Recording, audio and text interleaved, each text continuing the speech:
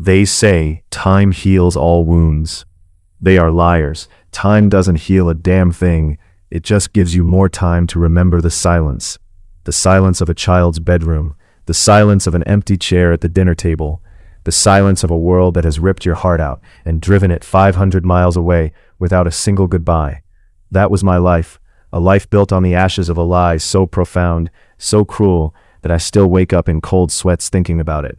My son, my little boy, he was 7 years old, with my eyes, and he was gone, taken, disappeared into thin air by the one person I trusted to protect him.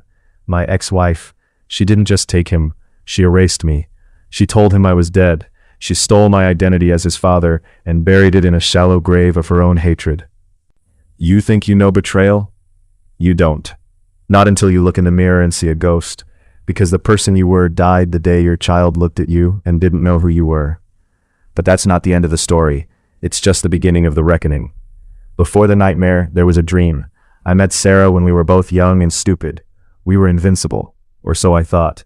We got married, bought a house with a white picket fence, and a year later, Liam was born. Liam was my world, my little buddy. We used to build Lego castles that would take over the entire living room floor. He had this laugh, this high-pitched, wheezing laugh that made you forget every bad thing in the world. We were a team. It was always Dad and Liam against the world. But cracks started to show. Sarah became different, distant, resentful. She started working late nights. She stopped looking at me the way she used to. We drifted apart, two strangers sharing a bed. I tried to fix it. I tried therapy. I tried date nights. I tried everything. But it was like pouring water into a bucket with a hole in it. Then came the divorce. It was messy. It was brutal. It was a war of attrition. She wanted everything. My money, the house, and most importantly, she wanted control. We settled on joint custody. She got the house, I got an apartment nearby. I had Liam every other weekend, and every Wednesday night for dinner. I thought it was okay. I thought we could be civilized for his sake. I was wrong. Dead wrong. For the first few months, it worked. I got my time. We'd go to the park, get ice cream, watch cartoons until he fell asleep on my chest. Then the excuses started. Liam has a fever. He has a play date. I'm taking him to my parents' place. He doesn't want to see you today. At first, I gave her the benefit of the doubt. I didn't want to be that guy. The bitter ex. I wanted peace. But the excuses became a pattern. A wall. She was systematically eroding my relationship with my son. One Wednesday night, I showed up to pick Liam up for dinner, and she answered the door with a smirk on her face. Oh, didn't you get my text? He's at a friend's house. He's not coming. She just slammed the door. It wasn't just disrespect anymore. It was a violation. I started tracking it. Every missed visit. Every broken promise. I documented the text messages where she would say, "You don't have to come," or, "He's too tired. Do you really want to force him?" I was furious. I was scared. I could feel the precious thread connecting me to my son fraying. So I did the only thing I could. I lawyered up and took her to court. The judge was a stern woman with cold eyes. She looked at the mountains of evidence, the text messages, the logs, my journal entries. She looked at Sarah and said, "He is the father. He has rights. If you violate this court order, there will be consequences." The court ordered enforcement. A new, strict schedule. This was my victory. I felt a surge of hope. Finally, the system was on my side. I was going to get my son back. But I didn't know Sarah. I didn't realize that to her, this wasn't a custody battle. This was war. And if she couldn't win, she would burn the whole damn world down. The day the judge's order was supposed to be enforced, the day I was finally going to bring my son home for my full weekend, I packed my car. I bought his favorite pizza. I had a new Lego set on the back seat. I got to her house. The lights were off. The car wasn't in the driveway. I knocked. Nothing. I rang the bell. Silence. I went to the back. The kitchen was dark, the blinds drawn. I peered through a crack. The house was empty. The furniture was gone. It looked like a ghost had swept through. I felt the world tilt on its axis. My phone slipped from my hand. I drove to her work. Her office was bare. A receptionist told me she had quit a week ago. I called her parents. They wouldn't answer. I left a voicemail, and I could hear it in my own voice, the crack of a man realizing he had just lost everything. I drove to the police station. I remember my hands shaking as I gripped the edge of the counter. I want to report a missing person, I stammered. My son. He's 7. His mother took him. The officer at the desk looked up from a sandwich. Sir, when did this happen? Is it within the 24-hour window? He's gone, I yelled. She broke a court order and she's gone. They took the report, but the initial investigation was sluggish. They treated it like a messy divorce case, a custody squabble. They didn't understand. Days turned into weeks. I spent every day staring at the phone, waiting for a call, waiting for a ransom demand, waiting for anything.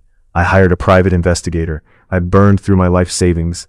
The PI traced credit card purchases, cell phone pings, bank withdrawals. He found a trail. It led from Maine straight down the eastern seaboard, and then it vanished in the middle of Texas. 500 miles away from everything I knew, 500 miles away from me. My PI was a grizzled former detective with a heart of gold and a hatred for deadbeat parents. He didn't just find her. He built a dossier on her new life. Sarah had changed her name. She cut her hair, dyed it blonde. She was now going by a common alias. She was working at a dive diner on the outskirts of a town so small it didn't even have a traffic light. And Liam, my son, was enrolled in a local school under a completely different last name, her maiden name. The PI sent me photos. Photos of my son playing in a dusty playground. Photos of him walking home from school. He looked okay. He didn't look happy. He looked confused, lost, like a little seed planted in the wrong soil. The PI told me where she lived, a shabby rental house on a dirt road. He told me where she worked, when she went to the grocery store. A dark part of me wanted to drive down there myself. I had a shotgun in my closet. I had a whole scenario mapped out in my head. I was going to bust down that door, grab my son, and drive home. Let her try to stop me. But my lawyer, a sharp woman named Emily, stopped me. You do that, you go to jail, she said. You become the villain. She will spin it. She's already convinced the system you're the bad guy. This isn't a movie, Kyle. This is a federal crime. She crossed state lines to deprive you of your custody rights. That's a federal kidnapping statute. Let the big dogs handle it. So I did. I brought her the evidence, the PI's report, the photos, the new identity. We walked into the FBI field office, and I laid my broken heart on the table. The agent, a no-nonsense woman who looked like she'd seen it all, looked at the evidence. She lied to the police about her son's kidnapping, she said. She violated a court order. She took him over state lines. That's 18 U.S. Code, Section 1201. Kidnapping. We're opening a federal case. When I left that building, I felt a weight lift. The system wasn't just listening. It was moving. It was like the cavalry had been summoned, and they were coming in hot. The FBI doesn't mess around. They had a task force assembled within a week. They coordinated with local Texas police. They had surveillance on the house. I was hundreds of miles away, pacing my living room floor like a caged animal. Emily was on the phone with the FBI every hour. My phone was glued to my hand. The day they moved in, they told me not to come. They said it was a tactical situation, but I couldn't stay away. I had chartered a plane. I was in a hotel in the next town. I couldn't stand the waiting. It was a quiet evening in rural Texas. Dust and silence. Then the silence was broken by the roar of engines. The FBI surrounded the house. Agents emerged from the shadows, forming a perimeter. Vests and weapons. No sirens. Total controlled chaos. Sarah was inside, preparing dinner. She was probably feeling safe, feeling victorious. The man she was living with, her new boyfriend, was in the driveway working on a truck. He didn't even see them coming. They had him on the ground, hands cuffed behind his back, before he could finish spitting out his tobacco. Sarah heard the commotion. She ran to the window. She saw the FBI cars, the agents, the guns. Her face went white. For the first time, the arrogance was gone. It was replaced by sheer animal terror.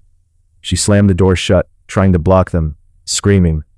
An agent on a megaphone was barking orders. Federal agents, open the door, we have a warrant. But I wasn't looking at the house. I was looking at the window on the side, the one that looked into the living room. And there he was, my son. He was standing there holding a stuffed dinosaur. He was looking at the commotion. He was scared, and he was looking for his mother. I couldn't hold back. I ran past the agents, past the crime scene tape.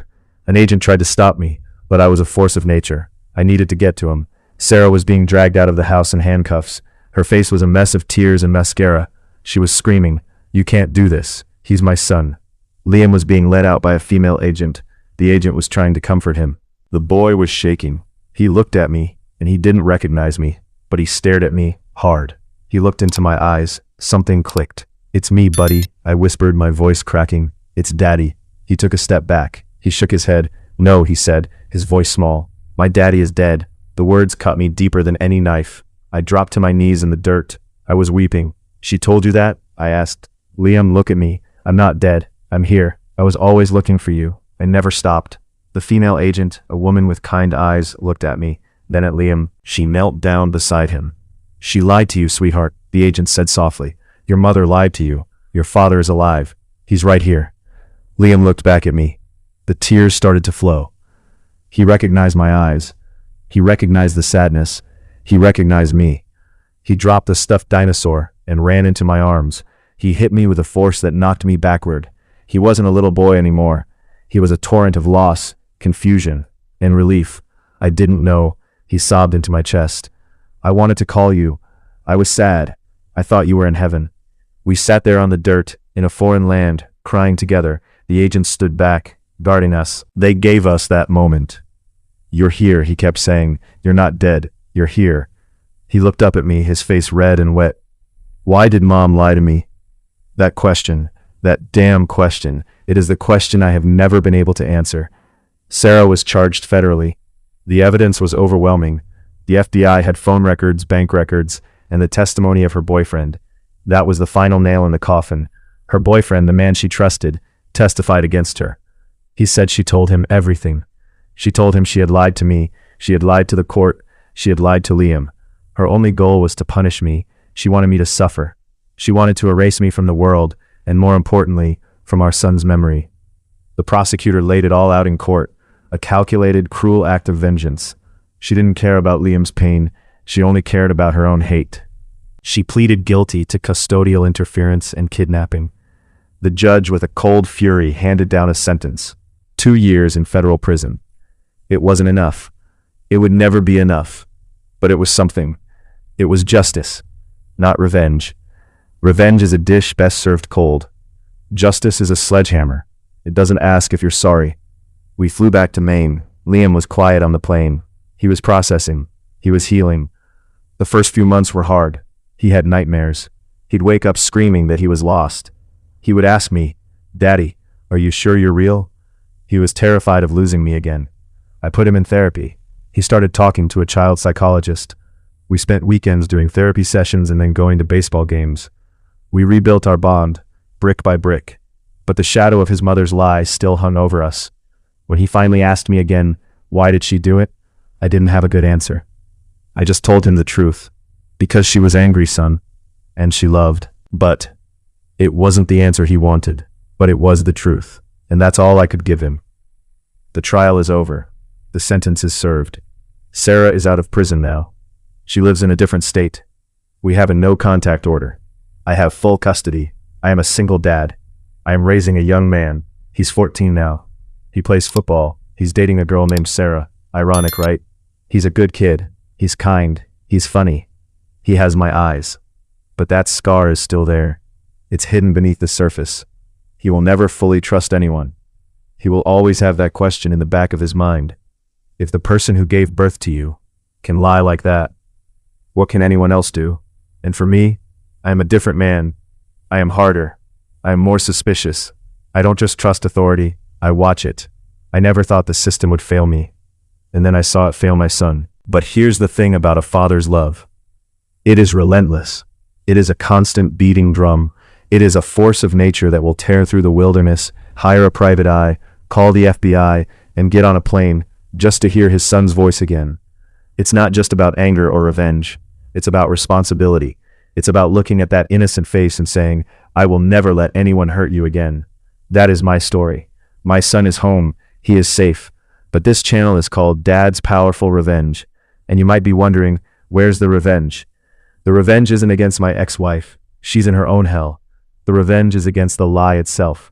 The revenge is against the idea that a mother can erase a father's love. The revenge is watching my son grow up strong, knowing that he is loved, and knowing that his father fought for him with every ounce of his being. The revenge is that his story, A story of a father who never gave up is now being told.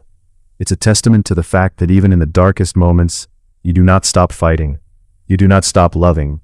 You do not stop. If you are going through something similar, if someone is trying to take your children from you, I want you to hear my voice. Do not give up. Document everything. Get a lawyer. Call the police. Never let them win. If this story resonated with you, if it made you angry, if it made you cry, if it made you want to hug your kids a little tighter tonight, then I need you to do one thing for me. Subscribe to Dad's Powerful Revenge. It's free. Just hit that red button. It's the only way you'll see the next story of a dad who refused to be broken. And drop a comment. Tell me your story. Tell me what you would have done. Let's create a community here. A community of fathers, of mothers, of people who stand up for what is right.